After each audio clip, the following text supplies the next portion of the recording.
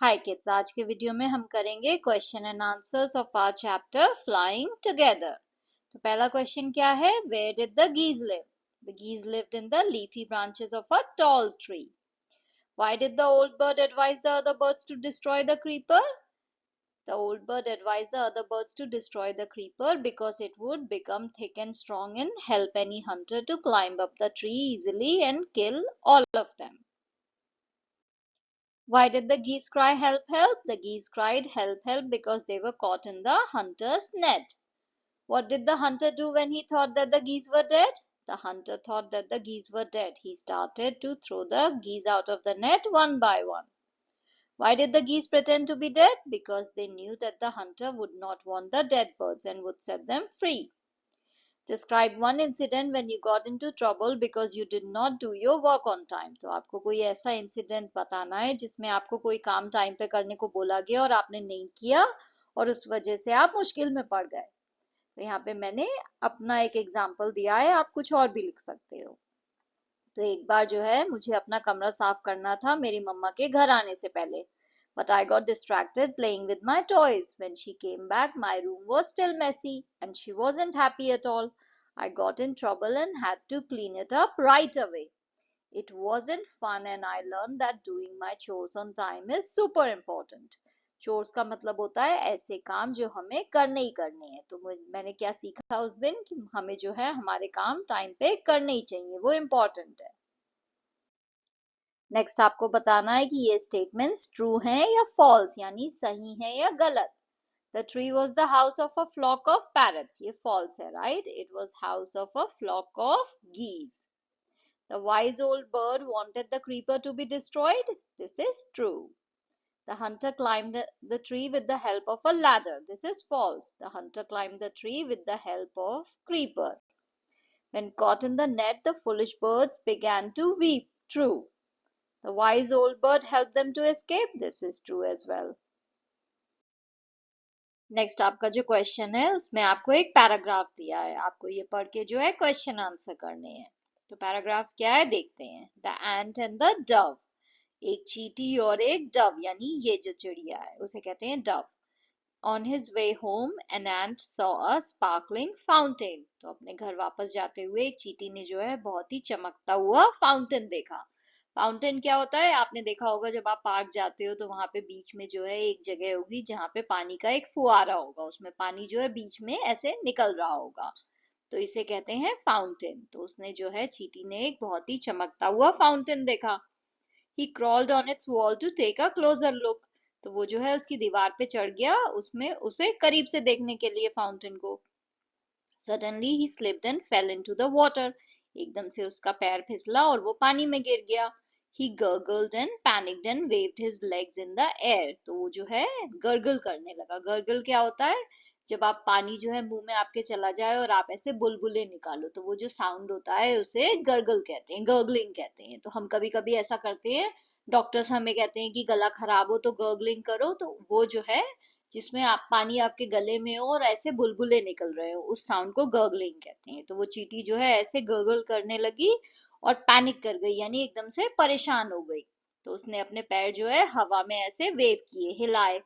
Help, I can't swim, he cried, उसने रोते हुए कहा मदद करो, मुझे तैरना नहीं आता है।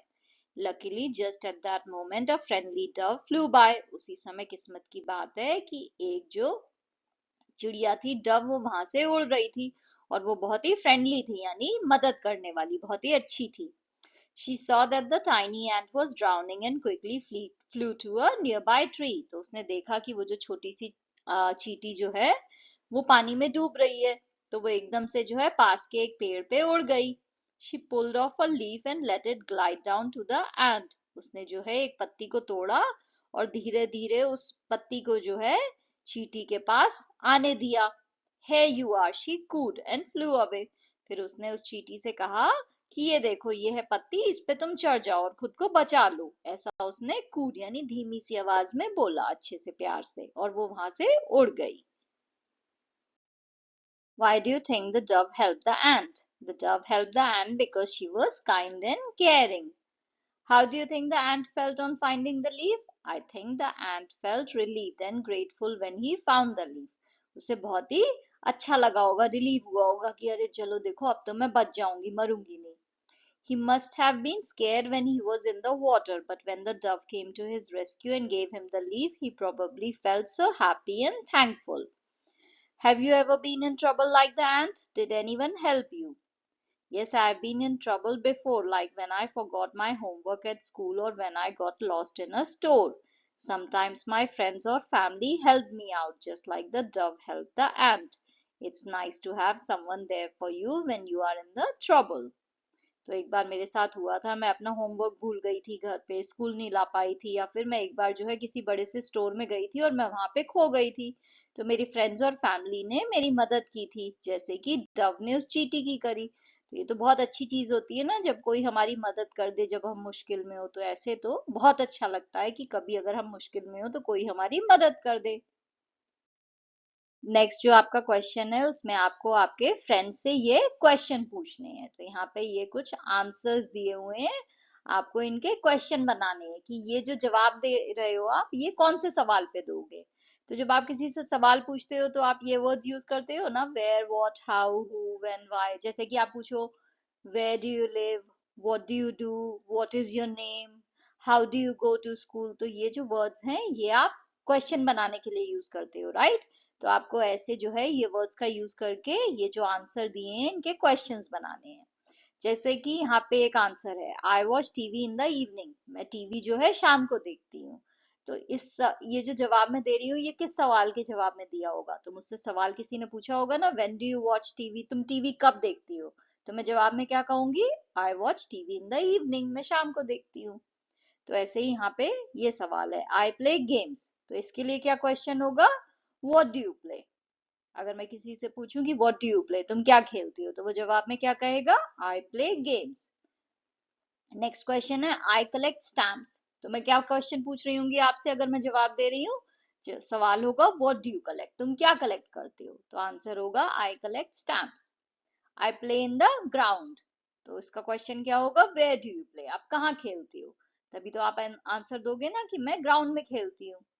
On Sunday I go shopping. Now ये जो आंसर है इसके लिए आप दो सवाल पूछ सकते हो. एक सवाल हो सकता है what do you do on Sunday, Sunday को क्या करते हो, on Sunday I go shopping. या फिर आप ये सवाल भी पूछ सकते हो, when do you go for shopping, shopping के लिए कब जाते हो, on Sunday I go for shopping. तो ये जो जवाब है इसके दो क्वेश्चन हो सकते हैं. तो ऐसे जो है आपको क्वेश्चंस पूछने हैं इन आंसर्स के लिए. अब यहाँ पे जो है ये जो क्वेश्चंस हैं आपको इनके जवाब देने हैं अपने अनुसार, कि जो भी आपके बारे में है वो बताना है. कि व्हाट इज योर नेम का जवाब क्या होगा, माय नेम इज, जो भी आपका नाम है, राइट. तो माय नेम इज सुचि, तो मैं यहाँ पे सुचि लिखूंगी. आपका नाम कुछ और है तो आप अपना नाम यहाँ पे लिखोगे. What languages do you speak, कौन सी लैंग्वेज आप बोलते हो. तो आप जो भी बोलते हो आप वो लिख सकते हो कि I speak Hindi and Marathi, और I speak English and Marathi, I speak Bengali and Marathi, या जो भी आप लैंग्वेजेस बोलते हो उनके नाम लिखने हैं. How old are you, I am 10 years old. Which is your favourite food, my favourite food is, जो भी आपका फेवरेट फूड है, पिज्जा हो सकता है, पास्ता हो सकता है, छोले भटूरे हो सकता है, पूरन पोली हो सकता है, जो भी आपको पसंद हो. Where did you go yesterday? Yesterday I stayed at home and played some games with my friends. तो मैं तो कल कहीं नहीं गई, मैं अपने घर पे रही और अपने दोस्तों के साथ गेम्स खेले. बट अगर आप कल कहीं गए थे, जैसे कि आप मॉल गए थे, तो आप वो भी लिख सकते हो, yesterday I went to mall for shopping, या yesterday I went to pool for swimming. जो भी आपने किया आपको वो लिखना है. तो अपने बारे में आपको यहाँ पे इन क्वेश्चंस के आंसर देने हैं. Which country do you belong to? I belong to India. हम सब इंडिया से हैं, right? When do you go to sleep? I go to sleep at 10 p.m. आप जितने भी बजे जाते हो, अगर आप 9 p.m. जाते हो तो वो लिखो, आपको सोने का टाइम लिखना है. Why do you drink milk? आप दूध क्यों पीते हो? I drink milk because it helps me grow strong and healthy. It has calcium and other nutrients that are good for my bones and muscles. क्योंकि ये तो हमारे bones और muscles के लिए अच्छा होता है. Next question. In groups of 5, discuss what you would do if you were caught in the following situations. तो आपको 5 लोगों का ग्रुप बना के डिस्कस करना है कि अगर आप इस सिचुएशन में फंस गए तो आप क्या करोगे. पहला क्या है, your friend falls in the play field and is hurt. आपका दोस्त जो है वो मैदान में खेल रहा था और खेलते हुए वो गिर गया और उसे चोट लग गई है। तो अगर ऐसी ही आप किसी सिचुएशन में फंस गए तो आप क्या करोगे? तो अगर मेरा फ्रेंड जो है वो प्ले फील्ड में गिर के चोट लग जाए उसे, तो मैं उसको चेक करूंगी। I would check on them, देखूंगी कि कितनी चोट लगी है। असिस्ट देम इफ नेसेसरी, उसकी मदद करूंगी अगर जरूरत है तो, कि अगर वो नीचे गिर गया है तो उसे उठाऊंगी, अगर उसके खून बह रहा है तो उसे बंद करने में कुछ मदद करूंगी। तो जैसे भी उसको मदद चाहिए मैं करूंगी। And seek adult help if needed, और अगर उसे बहुत ज्यादा चोट लगी हो कि मैं उसे उठा नहीं पाऊं, या वो जो है हिल नहीं रहा हो, बात नहीं कर रहा हो, कुछ ज्यादा ही चोट लगी हो, तो मैं क्या करूंगी? मैं किसी बड़े की मदद लेके आऊंगी, क्योंकि तब तो मैं कुछ नहीं कर सकती हूँ, तो मैं किसी एडल्ट को ढूंढूंगी। You are trapped in a fire, अगर आप आग में फंस जाओगे तो क्या करोगे? If I am trapped in a fire I would stay calm, तो आपको शांत रहना है। अगर आप आग में फंस जाओ तो एकदम से पैनिक नहीं करना है।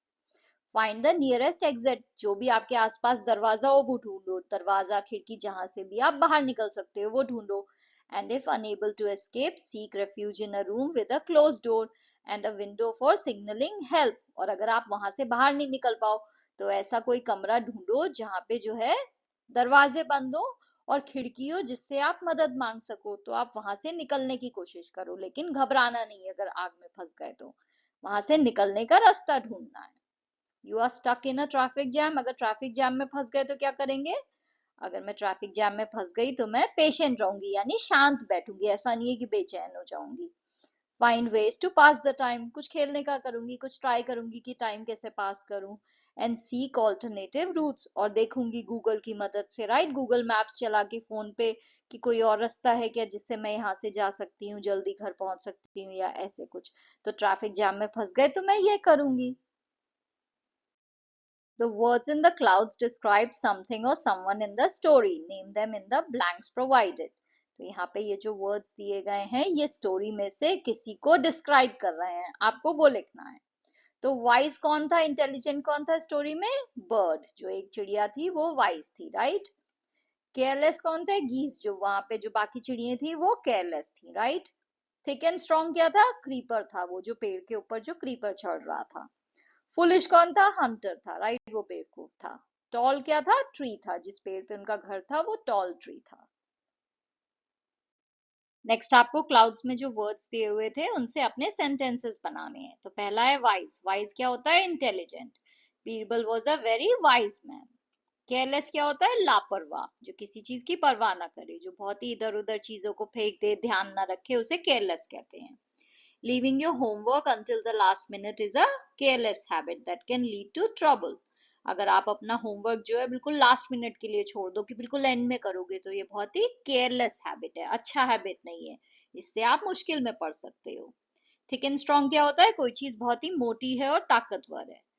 तो जो एंशियंट कैसल वॉल्स थे वो थिक और स्ट्रॉन्ग थे, यानी जो पुराने किले जो थे उनकी दीवारें थिक और स्ट्रॉन्ग थी। फुलिश यानी बेवकूफ। It was foolish to think I could outrun the rain without an umbrella, तो मैंने सोचा कि मैं बारिश को जो है हरा दूंगी, इतनी तेजी से भागूंगी बिना छाते के कि मैं भीगूंगी नहीं। तो ये तो बहुत ही बेवकूफी वाली सोच थी, मैंने ऐसा सोचा कि ऐसा कैसे कर सकती हो, राइट। आप बारिश को थोड़ी हरा सकती हो, अगर आपके पास छाता नहीं है तो आप भीगोगे ही भीगोगे। टॉल यानी कोई चीज बहुत ऊंची हो। The tall pine trees reached high into the sky, तो जो पाइन के जो ट्रीज थे वो इतने ऊंचे थे कि वो बिल्कुल आसमान पे पहुंच रहे थे। नेक्स्ट आपके क्वेश्चन में आपको एक पिक्चर दी है, एंट की फोटो है ये। आपको यहाँ पे फिर कुछ आंसर्स दिए हुए हैं, आपको इनके लिए क्वेश्चन बनाने हैं। तो पहला क्वेश्चन, पहला आंसर क्या है? The colour of the ant is black. Ant का कलर क्या है? ब्लैक। तो क्वेश्चन क्या होगा? What is the colour of the ant? It lives on land. तो क्वेश्चन क्या होगा? Where does it live, right, कहाँ रहती है ये? तो ये लैंड पे रहती है। It has two long antenna, इसके दो लंबे एंटेना है। तो क्वेश्चन क्या होगा? How many antenna does it have? तो आंसर होगा it has two long antenna. Next answer है it crawls on the ground. तो क्वेश्चन क्या होगा? How does it move on the ground? ये ग्राउंड पे कैसे चलती है? तो कैसे चलती है? ये क्रॉल करती है। It eats sugar. क्वेश्चन क्या होगा? व्हाट डज इट ईट? क्या खाती है ये चींटी? तो क्या खाती है? It eats sugar. तो ये जो है आपको ऐसे क्वेश्चंस बनाने हैं इन आंसर्स के लिए। नेक्स्ट जो आपका क्वेश्चन है इसमें आपको फिल इन द ब्लैंक्स करना है, बट आपको इन्हें फिल करना है करेक्ट प्रपोजिशन से। तो ये एक्सरसाइज करने से पहले हम सीखते हैं प्रपोजिशन होता क्या है, उसके बाद हम इसको सॉल्व करेंगे, ठीक है। What is preposition? Now preposition होता क्या है, हमें ये तो पता है कि प्रपोजिशन जो है वो पार्ट्स ऑफ स्पीच है, right. Noun, pronoun, adjective, adverb, इन सब में जो है प्रपोजिशन भी है। बट प्रपोजिशन होता क्या है? प्रपोजिशन जो है वो एक स्मॉल वर्ड है जो आपको ये दिखा रहा है कि सेंटेंस के जो पार्ट्स हैं, जो सेंटेंस के बाकी हिस्से हैं, वो आपस में कनेक्टेड कैसे हैं। प्रपोजिशन आपको ये बता रहा है कौन सी चीज कब हो रही है, कहाँ हो रही है, या फिर आपस में वो चीजें कनेक्टेड कैसे हैं। जैसे कि एग्जांपल देखते हैं। इन जो है वो एक प्रपोजिशन है। इन आपको क्या बताता है कि कोई चीज जो है वो किसी चीज के अंदर है। जैसे कि cat is in the box, cat कहाँ पे है? बॉक्स के अंदर। तो इन जो है वो आपको ये बता रहा है कि ये जो चीज है ये इसके अंदर है। तो जब आपको कोई चीज किसी चीज के अंदर बतानी हो तो आप इन का यूज करते हो। नाउ सेंटेंस में अगर आप इन नहीं लगाओगे तो आपको नहीं पता चलेगा ना कि कैट कहाँ पे है, कैट और बॉक्स आपस में कनेक्टेड कैसे हैं। अगर मैं बोल दूं कैट इज द बॉक्स, तो वो आपस में कनेक्शन नहीं पता चल रहा है ना। कैट और बॉक्स का कनेक्शन क्या है? कैट बॉक्स के अंदर है। तो प्रपोजिशन का काम क्या है? वो आपको ये बता रहे हैं कि सेंटेंस के जो पार्ट्स हैं, जो सेंटेंस के डिफरेंट हिस्से हैं, वो आपस में कनेक्टेड कैसे हैं। और वो आपको ये भी बता रहे हैं कि कौन सी चीज कहाँ हो रही है, कैसे हो रही है। तो कैट जो है वो बॉक्स के अंदर है। कहाँ है? बॉक्स के अंदर है। तो ये जो है ये प्रपोजिशन है। नाउ प्रपोजिशंस और भी बहुत सारे होते हैं, चलिए देखते हैं और कौन कौन से हैं। नेक्स्ट हमारा प्रपोजिशन है ऑन। ऑन का यूज हम कब करते हैं? When you are showing something is resting on a surface. जब कोई चीज जो है किसी सरफेस के ऊपर हो तो आप ऑन का यूज करते हो। तो ये बुक जो है ये टेबल के ऊपर है, उसके सरफेस के, राइट। ये टच कर रही है सरफेस को, उसके ऊपर। तो ये क्या है? ये ऑन द टेबल है। So the book is on the table. आप ये नहीं कहोगे the book is in the table, क्योंकि टेबल के अंदर नहीं है बुक, उसके ऊपर है और सरफेस को टच कर रही है। So you use on there. So book is on the table. At का यूज हम कब करते हैं? जब हम कोई स्पेसिफिक जगह या स्पेसिफिक टाइम की बात कर रहे हो, कि मैं आपसे कहूं कि मैं तुम्हें पार्क में मिलूंगी या मैं तुम्हें 10 बजे मिलूंगी, तो ये स्पेसिफिक जगह या स्पेसिफिक टाइम की बात हो रही है, राइट। तो वहां पे आप एट का यूज करते हो। जैसे कि we will meet at the park, हम पार्क में मिलेंगे तो एट द पार्क। या फिर हम 5 बजे मिलेंगे, so let's meet at 5 PM। By का यूज हम कब करते हैं? जब हम दिखाते हैं shows something is next to something else, जब कोई चीज किसी दूसरी चीज के पास हो तो आप कहते हो बाय। जैसे कि she lives by the beach, वो बीच के पास रहती है, राइट। तो उसका घर जो है बीच के पास है, तो क्या हो जाएगा? She lives by the beach. With का यूज हम कब करते हैं? With shows being together with someone और यूजिंग समथिंग। तो आप जो है जब कुछ लोगों के साथ दिखा रहे हो कि आप हो, या फिर कोई ऐसा सेंटेंस है जिसमें कुछ लोगों के साथ की बात हो रही हो, तो विद का यूज होता है। या फिर आप किसी चीज का यूज कर रहे हो तो आप विद का यूज करते हो। तो जैसे कि एग्जाम्पल देखते हैं, he went to the zoo with his family. तो वो किसके साथ गया जू?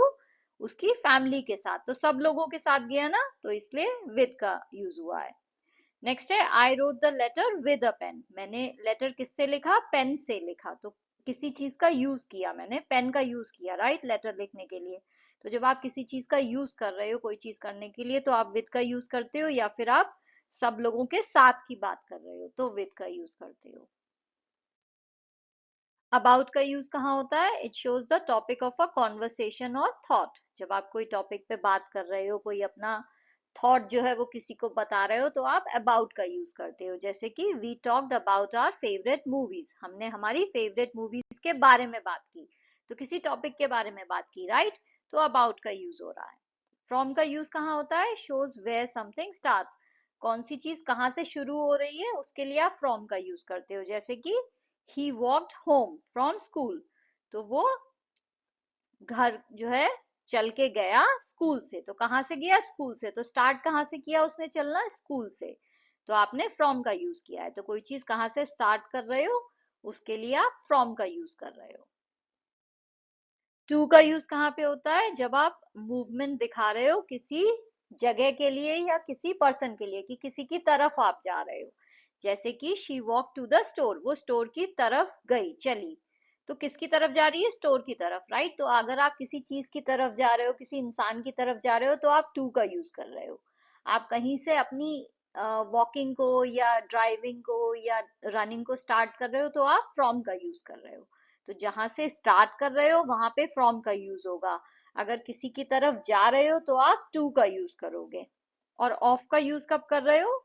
Shows movement away from something, और किसी चीज से दूर जा रहे हो, उससे अलग हो रहे हो, तो आप ऑफ का यूज करते हो। जैसे कि ही जम्प्ड ऑफ द स्विंग, वो जो है झूले से कूद गया, तो झूले से दूर चला गया, राइट, वहां से कूद गया वो, तो ऑफ का यूज किया आपने।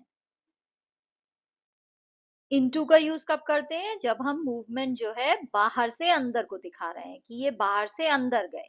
The students walked into the classroom, ये बच्चे जो है ये क्लासरूम में अंदर गए चल के। तो इनटू द क्लासरूम हुआ क्योंकि बाहर से अंदर जा रहे हैं, राइट। तो जब आप बाहर से अंदर जाने के मूवमेंट की बात कर रहे हो, आप इनटू का यूज कर रहे हो। अराउंड का यूज कब कर रहे हो? जब आप मूवमेंट जो है सर्कुलर पाथ में दिखा रहे हो, यानी गोल गोल दिखा रहे हो, कोई गोल चक्कर लगा रहा है तो अराउंड हो गया। दे रैन अराउंड द ट्रैक, आपके स्कूल में जो ट्रैक होता है, रेसिंग वाला जो होता है जिसपे रनिंग करते हैं, वो ट्रैक गोल होता है, राइट। तो आप उसमें अराउंड द ट्रैक रनिंग कर रहे हो क्योंकि आप गोल गोल घूम रहे हो। तो सर्कुलर पाथ होगा तो वो अराउंड होगा। अक्रॉस का यूज कब होता है? जब हम एक साइड से दूसरी साइड मूवमेंट कर रहे हैं, हम इधर से इधर जा रहे हैं, राइट, रोड क्रॉस कर रहे हैं, तो अक्रॉस द स्ट्रीट हो गया। तो जब मूवमेंट एक साइड से दूसरी साइड हो रहा है तो अक्रॉस का यूज होता है, जैसे कि she walked across the street. Along का यूज कब होता है? जब हम मूवमेंट जो है किसी चीज के पास में कर रहे हैं और सीधी लाइन में जा रहे हैं, और किसी चीज के पास से होते हुए जा रहे हैं, तो अलोंग हो जाता है। जैसे कि ही वॉक्ड अलोंग द रिवर, तो रिवर जो है वो ऐसे सीधी बह रही होगी, राइट, उसके पास से जो है वो जा रहा था, तो वो नदी के किनारे से चलता हुआ जा रहा था। He walked along the river. After का यूज कब होता है? जब आप ये दिखाते हो कि कोई चीज जो है किसी दूसरी चीज के रिलेशन में कब हुई, कि ये चीज जो है उस चीज के बाद हुई, ये चीज उस चीज के बाद हुई। तो जब आप दो चीजों के टाइमलाइन की बात कर रहे हो और ये कह रहे हो कि एक चीज जो है दूसरी चीज के बाद हुई, तो आप आफ्टर का यूज करते हो। जैसे कि she at dinner after playing outside, उसने खाना खाया बाहर खेलने के बाद। तो आफ्टर का यूज आपने इस किस चीज में किया? ये दिखाने के लिए किया कि उसने जो है खेला और उसके बाद उसने खाना खाया। तो दो चीजें हुई, बट कौन सी चीज पहले हुई?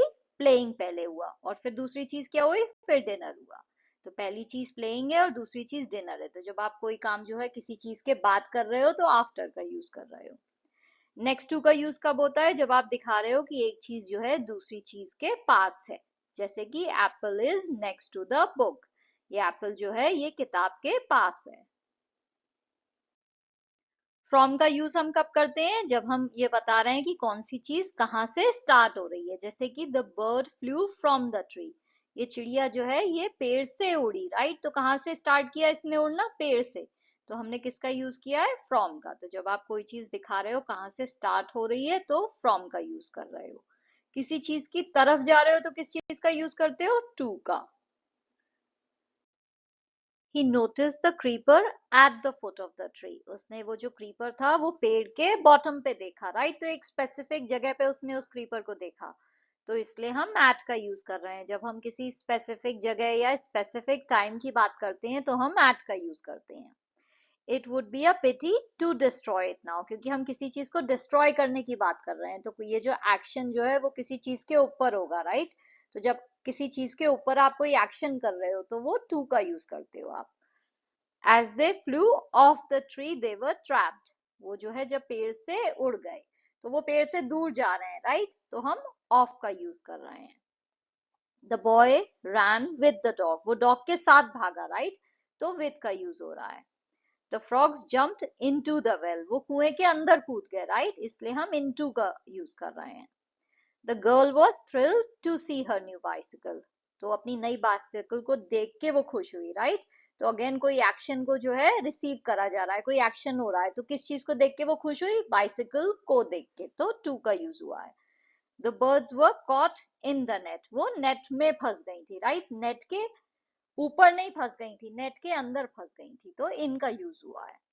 The children walked on the bridge, बच्चे जो है ब्रिज के ऊपर चले, राइट, ऑन द ब्रिज, क्योंकि वो सरफेस के ऊपर चल रहे हैं। ब्रिज का जो सरफेस है उसे बच्चे टच कर रहे होंगे जब चल रहे हैं, तो इसलिए ऑन का यूज हुआ है। जब आप किसी चीज के ऊपर हो और उसके सरफेस को टच कर रहे हो तो वो ऑन का यूज होता है वहां पे। नाउ अगेन हमें जो है यहाँ पे prepositions फिल करने हैं, तो चलिए देखते हैं। One day as I was walking along the bank of the river, तो मैं नदी के किनारे चल रहा था, राइट। तो मैंने बोला था ना, जब आप किसी चीज के साथ में चल रहे हो, उसके किनारे से होते हुए सीधी लाइन में आगे बढ़ रहे हो उसके साथ साथ, तो आप along का यूज करते हो। तो नदी के किनारे जब वो चल रहा है तो नदी के साथ साथ चल रहा है, राइट, तो इसलिए along का यूज हुआ है। I saw my friend running across the field, मैंने उसे जो है फील्ड में अक्रॉस भागते हुए देखा, यानी वो एक साइड से दूसरी साइड भागते हुए आ रहा था, इसलिए हम अक्रॉस का यूज कर रहे हैं। He was calling my name and waving to me, किसको वेव कर रहा था, मुझे, राइट, तो टू का यूज हो रहा है। I stopped and waited. After some time he reached where I was standing. तो कुछ समय के बाद वो मेरे पास पहुंचा, राइट, यानी मैं रुक गया और उसके कुछ समय बाद वो मेरे पास पहुंचा। तो एक चीज हो गई है और दूसरी चीज उसके बाद हो रही है, तो हम किस चीज का यूज कर रहे हैं, आफ्टर का। He said, I went all around the town looking for you. तो वो पूरे टाउन में जो है उसमें इर्द गिर्द टाउन के इधर उधर उसने पूरा चक्कर लगाया, गोल, उसमें अराउंड द टाउन यानी गोल गोल पूरे टाउन में चक्कर लगाया और उसे मैं मिला नहीं, तो वो यहाँ पे आया। I have some exciting news to share with you, तुम्हारे साथ शेयर करनी है, राइट। तो जब साथ की बात होती है तो विद का यूज होता है। Do you remember the old house next to the neem tree, तो वो जो पुराना घर है वो नीम ट्री के पास है, राइट, उसके जस्ट बाजू में है, तो नेक्स्ट टू का यूज हो रहा है। Guess who is moving into that house, उस घर में कौन आ रहा है, तो इनटू का यूज हो रहा है। Janak Das the great magician, now we can learn lots of magic tricks from him, हम उनसे सीख सकते हैं, राइट, तो इसलिए हम फ्रॉम का यूज कर रहे हैं। Fill in the blanks given below with question words. For example, where do you live? तो आपको ये जो blanks हैं इन्हें fill करना है question words से। तो ये जो questions हैं इन्हें complete करना है correct question words से। तो जैसे कि do you play, तो कैसे आप पूछोगे, what do you play या फिर where do you play, क्या खेलते हो या फिर कहाँ खेलते हो, राइट, दोनों question पूछ सकते हो आप। डू यू गेट अप, तो कैसे पूछोगे, when do you get up, तुम कब उठते हो, राइट, तो व्हेन का बात हो रही, टाइम की बात हो रही है, इसलिए व्हेन की बात हो रही है। Do you have for breakfast, breakfast में क्या खाते हो, तो क्या खाने की बात हो रही है, तो व्हाट का यूज हो रहा है। स्कूल कैसे जाते हो, how do you go to school. Which do you like best in the school, games, art और म्यूजिक, या फिर आप ये भी कह सकते हो what do you like best in the school, games, art और म्यूजिक, आपको कौन सी चीज स्कूल में सबसे ज्यादा पसंद है, गेम्स, आर्ट या music. When is your birthday, time की बात होती है तो हम व्हेन का यूज करते हैं। What do you want for your birthday, birthday में क्या चाहिए, तो व्हाट का यूज हुआ है। टाइम की बात होती है तो व्हेन का यूज होता है। नेक्स्ट इस क्वेश्चन में जो है आपको दो डायलॉग्स दिए हैं, आपको बताना है ये डायलॉग किसने कहा, किससे कहा और कब कहा। तो पहला वाला है, well there is no hurry, the creeper is very small, it would be a pity to destroy it now, तो ये किसने कहा था, ये गीज ने कहा था। किससे कहा था, to the old wise bird, कब कहा था, जब उस बूढ़ी चिड़िया ने जो है उनसे कहा था कि उस क्रीपर को डिस्ट्रॉय कर दो। नेक्स्ट डायलॉग है, so this is where the wild geese live, ये किसने कहा था, हंटर ने अपने आप से। कब कहा था, when he came to the tree in the forest. Next है प्रोवर्ब्स, प्रोवर्ब्स क्या होते हैं, they are short wise sayings, तो छोटी छोटी बातें हैं। हमारे जो बड़े बुजुर्ग थे जिन्होंने लाइफ में इतना एक्सपीरियंस किया, तो उन्होंने अपने एक्सपीरियंस को जो है हमारे साथ शेयर करने के लिए क्या किया, बहुत सारे प्रोवर्ब्स लिखे, तो उन्होंने जो है छोटे छोटे ये सेंटेंसेस लिखे हैं जिसमें वो अपना ज्ञान आपसे शेयर कर रहे हैं। तो ये वाइज सेइंग्स हैं, यानी इंटेलिजेंट बातें हैं जो अगर आप मान लोगे तो आपका अच्छा होगा। तो ऐसे बहुत सारे प्रोवर्ब्स जो है होते हैं, जैसे कि ये है, लुक बिफोर यू लीप, यानी कुछ भी काम करने से पहले, कुछ भी अगर आप नया स्टार्ट कर रहे हो तो उससे पहले देख लो, यानी सोच समझ के कुछ करो, इसका मतलब है। पैर कहीं रखने से पहले देख लो, तो इसका मतलब है कोई भी काम स्टार्ट कर रहे हो उससे पहले अच्छे से सोच समझ लो। ऐसे और भी बहुत सारे प्रोवर्ब्स हैं, जैसे कि ओल्ड इज गोल्ड, जो पुरानी चीज होती है वो सोने की तरह होती है। आपकी मम्मी जो है उन्हें पुराने गाने सुनना पसंद होगा, या फिर किसी को जो है पुरानी किताबें पढ़ना पसंद होगा, क्योंकि पुरानी चीजों का चार्म अलग होता है, उनमें जो है अलग अट्रैक्शन होता है। और वो जो है गोल्ड इसलिए भी होती है क्योंकि कुछ पुरानी चीजें जो है वो बहुत ही कलेक्टिव हो जाएंगी, राइट, एंटीक हो जाएंगी, आप उन्हें कलेक्ट कर सकते हो, उनसे आपको बहुत पैसे भी मिल सकते हैं, तो पुरानी चीज जो है वो अच्छी होती है। As you sow shall you reap, यानी आप जैसा बोओगे वैसा ही जो है आप रीप यानी काटोगे। तो जो आप बोओगे, जिस चीज की फसल आप बो रहे हो, राइट, जैसे आपने गेहूं बोया अपने खेत में, या फिर चावल जो है उसके बीजे डाले, तो अगर चावल लगाया है तो चावल ही होगा ना, गेहूं लगाया है तो गेहूं ही होगा। तो जो भी आप बो रहे हो वही जो है आप काटोगे। इसका मतलब ये है कि अगर आप अच्छा करोगे तो अच्छा होगा, और बुरा करोगे तो बुरा होगा, इसलिए अच्छा करना चाहिए। यूनिटी स्ट्रेंथ, इसका क्या मतलब हुआ, एकता में शक्ति है, राइट। अगर हम जो है सब साथ में हो तो हम बहुत कुछ कर सकते हैं, अकेले हम इतनी चीजें अचीव नहीं कर पाएंगे, बट अगर हम साथ में हो तो हम बहुत कुछ कर सकते हैं। United we stand, divided we fall, अगर साथ में हम इकट्ठे हो जाएं तो हम जो है कुछ भी कर सकते हैं, और अगर हम अलग अलग हो गए, डिवाइड हो गए, यानी हमने आपस में ही लड़ाई कर ली, तो हमारा पतन यानी हमारी जो डिस्ट्रक्शन है, हमारा जो फेलियर है वो सर्टेन है। तो साथ में ही आगे बढ़ना चाहिए, आप अकेले नहीं कर सकते हो, और आपस में लड़ाई झगड़ा भी नहीं करना चाहिए, हमेशा यूनाइटेड होना चाहिए, यानी साथ में एकजुट होना चाहिए। A friend in need is a friend indeed, अगर कोई इंसान जो है, कोई आपका दोस्त आपकी जरूरत में आपका काम आए, तो इसका मतलब वो आपका सच्चा दोस्त है, राइट। क्योंकि जो आपकी जरूरत में काम आ रहा है उससे अच्छा तो कोई नहीं हो सकता है। दोस्त का तो काम है कि जरूरत में आपका साथ दे। तो a friend in need is a friend indeed, जो आपका जरूरत में साथ दे रहा है वो सच में ही आपका दोस्त है।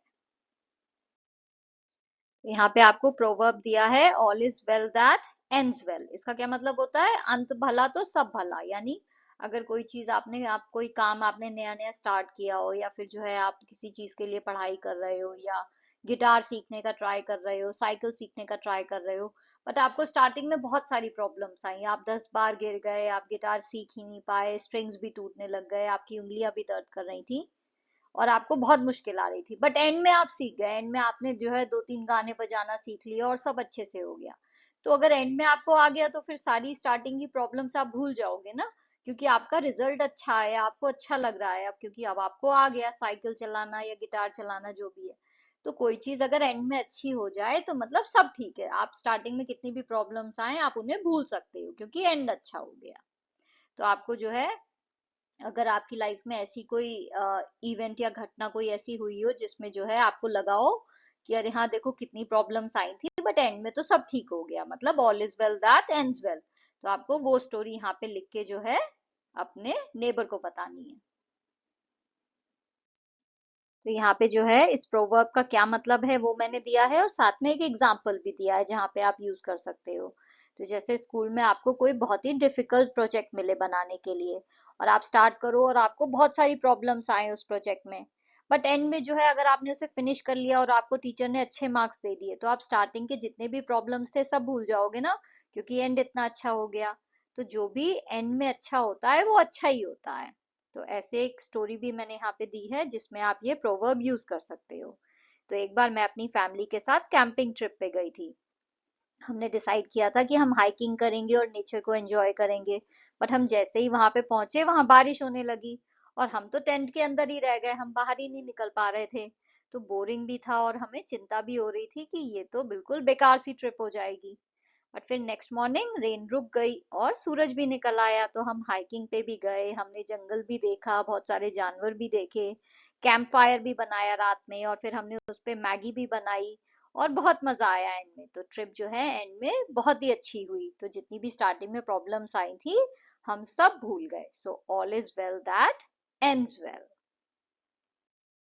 नेक्स्ट आपको क्लैप वर्ड गेम खेलना है। तो आपको जो है ये वर्ड्स जो है इन पे क्लैप करना है जितने सिलेबल्स का साउंड आ रहा है। तो सिलेबल्स का साउंड क्या होता है, जो भी वावल्स का साउंड होता है, यानी ए ई आई ओ यू, आप किसी भी वर्ड में ये जो साउंड्स निकाल रहे हो इन्हें सिलेबल साउंड कहते हैं। तो आपको जितने सिलेबल्स हैं इन वर्ड्स में उतनी बार क्लैप करना है। तो जैसे पहला वर्ड है क्रीपर, राइट। तो जब आप क्रीपर बोलते हो तो आप कैसे बोल रहे हो, क्री, तो ये ई का पहला साउंड आया और फिर प में आया, राइट। तो क्रीपर। तो यहाँ पे दो साउंड आ रहे हैं, सिलेबल्स दो हैं, तो आप कितनी बार क्लैप करोगे? 2 बार। स्ट्रगल्ड में कितनी बार करोगे? 2 बार। कैसे? स्ट्रगल्ड, तो पहले वाले में यू का आया, फिर दूसरे वाले में आया ई का, तो स्ट्रगल्ड। तो ऐसे जो है 2 बार क्लैप करोगे। टुमारो में कितनी बार करोगे? 3 बार, क्योंकि टू मोरो, राइट, 3 साउंड आ रहे हैं, 3 सिलेबल्स हैं। पहले में ओ का आया, तो मो में ओ का आया, और रो में ओ का आया, सो टू मोरो। 3 बार क्लैप होगा। गीज में एक ही बार होगा, क्योंकि एक ही साउंड आ रहा है, गीज, राइट, गीज। आप एक ही ई का साउंड कर रहे हो, गीज, वही कंटिन्यू हो रहा है। थ्रो में एक बार ही करोगे, थ्रो, राइट, एक साउंड आ रहा है, एक सिलेबल का साउंड है, ओ का जो साउंड आ रहा है, थ्रो। फुलिश में 2 बार क्लैप करोगे, फूलिश, फूलिश, तो ओ का साउंड आया पहले वाले में, और नेक्स्ट वाले में आई का आ रहा है, लिश में, राइट, तो ओ एंड आई का साउंड आ रहा है, 2 सिलेबल्स हैं, तो फुलिश। पॉसिबल में 3 बार, पॉसिबल, पॉसिबल, तो 3 बार क्लैप करोगे। नोटिस में नोटिस्ड, तो 2 बार क्लैप हो रहा है। केयरफुली में केयरफुली, तो 3 बार हो रहा है क्लैप। 3 साउंड है, 3 सिलेबल्स हैं। फ्लैप्ड में कितने हैं? खाली एक ही है, फ्लैप्ड, फ्लैप्ड, तो खाली एक बार क्लैप होगा। रिटर्न में 2 है, रिटर्न्ड, रिटर्न्ड। इवनिंग में 2 है, इवनिंग, इवनिंग। ट्रैप्ड में एक ही है, ट्रैप्ड, एक ही साउंड आ रहा है, ट्रैप्ड। सरप्राइज में सरप्राइज, सरप्राइज, तो 2 बार क्लैप होगा। Thank you for watching.